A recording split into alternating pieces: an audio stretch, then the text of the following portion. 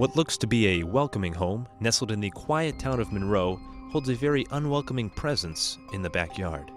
Tony Spera is the curator of the New England Paranormal Research Center and also son-in-law of the famed Seekers of the Supernatural, Ed and Lorraine Warren. Through the Warrens' well-documented career, they have researched over 3,500 paranormal cases, and one of the most infamous being the story of a very innocent-looking Raggedy Ann doll. This, of course, is Annabelle, the cursed doll. And there was a movie made about it called Annabelle, and she was also featured at the beginning of the Conjuring movie. This doll was given to a nurse in Hartford in 1970.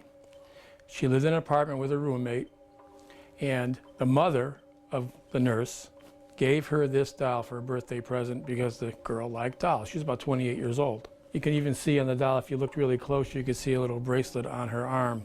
So they would treat it as a little girl. One day they woke up, there was a piece of parchment paper on the floor, and on the parchment paper, written in pencil, it said, "Help me." Nobody owned parchment paper. Nobody knew where that note came from. Now the girl said, wait a minute, someone's probably coming in this apartment. So they set up a little thing where they would put Scotch tape on the door of the apartment.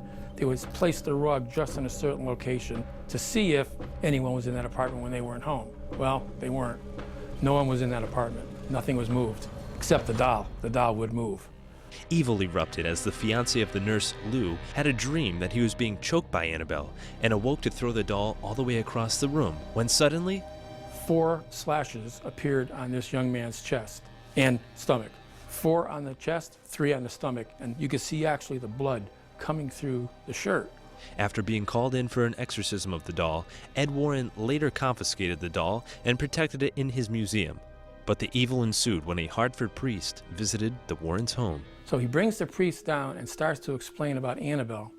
As he's explaining about Annabelle, the priest quickly walks over to the doll, almost like Lou, the fiancé, grabs the doll, throws it across this room, and says, he proclaims, God is more powerful than any devil or demon, just like that.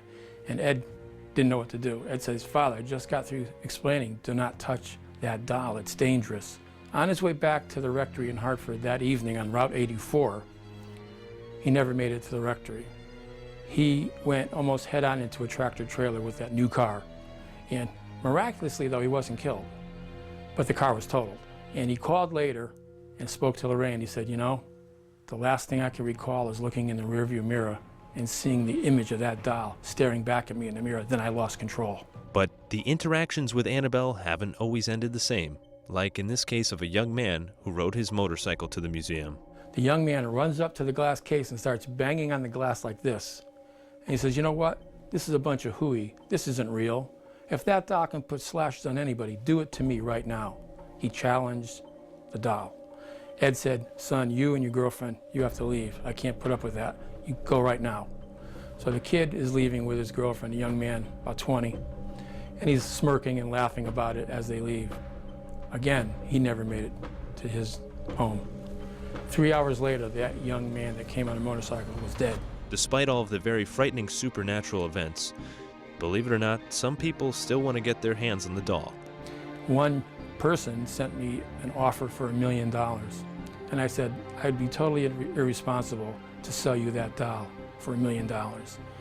He writes me back and said, how about $2 million?